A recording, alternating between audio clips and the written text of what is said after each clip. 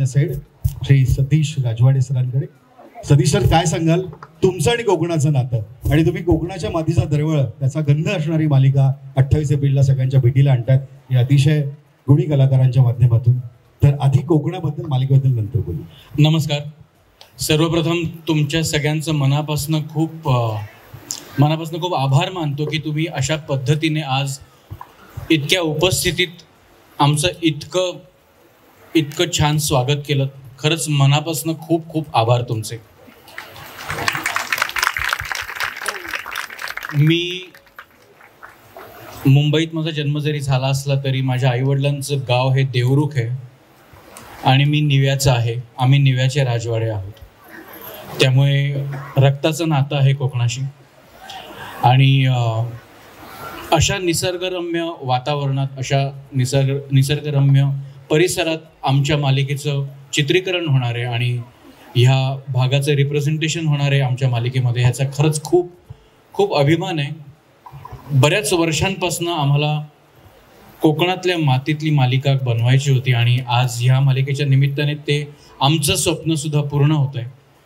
आणि अशा पवित्र स्थानी येऊन लक्ष्मीनारायणाचा आशीर्वाद घेऊन तुमच्या सगळ्यांच्या उपस्थितीने आम्ही आज आमची ही कलाकृती तुम्हाला अर्पण करतोय.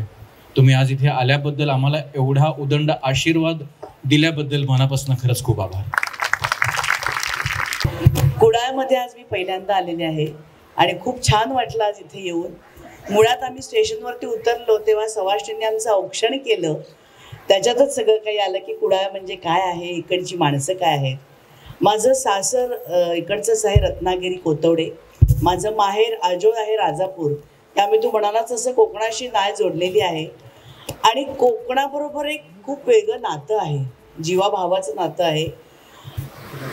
म्हणजे इथे आल्यानंतर मुंबईची आठवण येते, पण इथे कधी येतो याची ओढही लागते. तर त्यामुळे सासर माहेर दोन्ही इथे असल्यामुळे मी इथलीच आहे, त्यामुळे ती ओढ असणारच. वैभव सर, कोकणाशी तुमची खऱ्या अर्थानं जोडली. हा प्रश्न तुम्हाला विचारूच नकोस, कारण मी इथलाच आहे.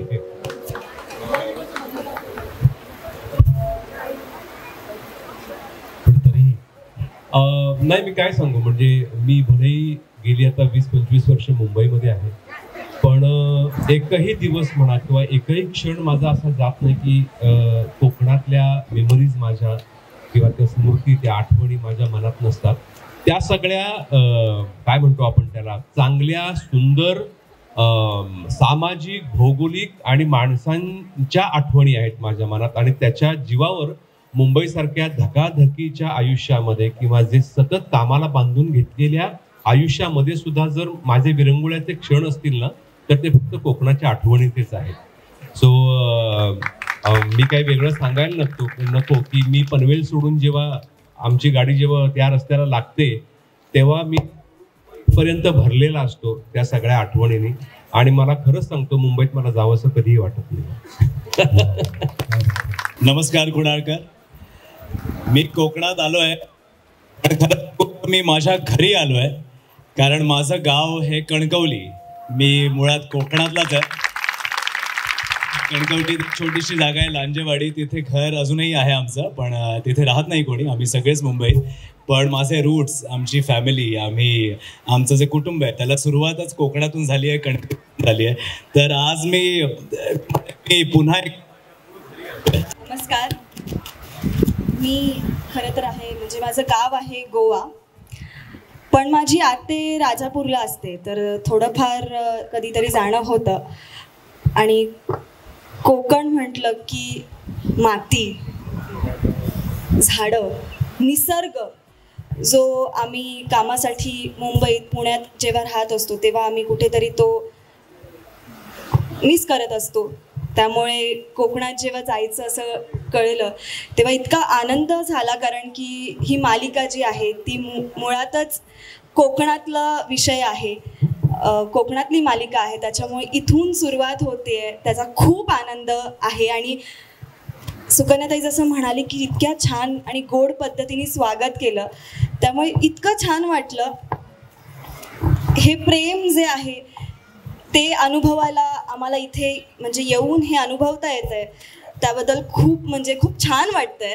आणि कोकणातली माणसं, भाषा ह्यात गोडवा आहेच, त्याच्यामुळे तो आता अनुभवायला अजून मिळणार आहे. वा वा, क्या बात आहे.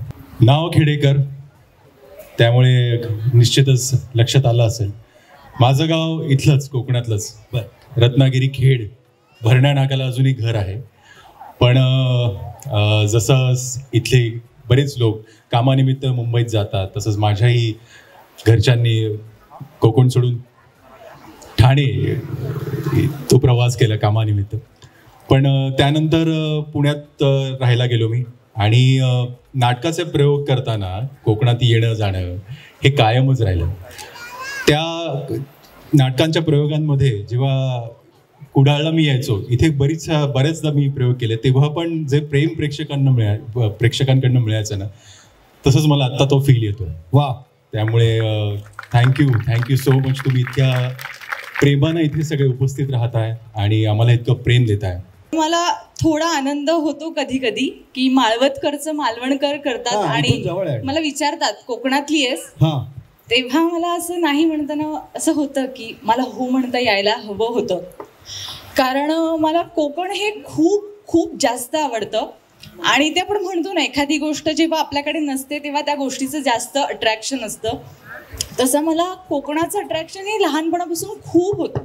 म्हणजे खूप सुंदर निसर्ग, समुद्र, नारळाची झाडं किंवा चिऱ्याची घरं, हे सगळं मला खूप आवडायचं. पण जसं कामाला सुरुवात झाली आणि हे माझ्यासाठी एकच चान्स होता कोकणात येण्याचा, तो म्हणजे काहीतरी कामानिमित्त किंवा ठरवून फिरायला येणं. पण कामामुळे ना कधी असा वेळात वेळ काढून मला कोकणात यायला जमलं नाही. पण मला आज इतका आनंद होतोय ना की त्याच कामासाठी मी कोकणात आली आहे आणि मला खूप छान वाटतंय तुम्हाला सगळ्यांना बघून.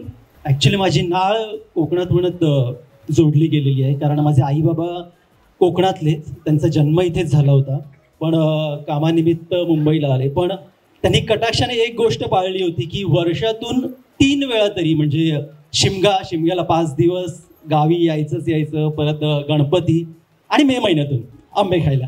सो या 3ही म्हणजे वर्षातून 3 फेऱ्या माझ्या व्हायच्या. म्हणजे शाळेला सुट्टी असेल तरी चालेल, नसेल तरीच दांड्या मारायच्या आणि गावी यायचं. सो कोकणात येणं जाणं हे नेहमी व्हायचं, पण ते रत्नागिरीच्या पुढे आलो नव्हतो, पण आज इथे कुडाळपर्यंत आलोय. खूप छान वाटतंय आणि खरंच खूप छान फील होतंय की मी पहिल्यांदा, जेवढ्या वर्षातून पहिल्यांदा कोकणात शूट करतोय, तर खूप धमाल मजा येते. थँक्यू. मराठी मनोरंजन सृष्टीमधील मालिका, चित्रपट, नाटक तसेच कलाकारांबद्दलच्या नवीन अपडेट्स जाणून घेण्यासाठी नक्की सबस्क्राईब करा इट्स मज्जा मराठी या आपल्या नवीन यूट्यूब चॅनलला.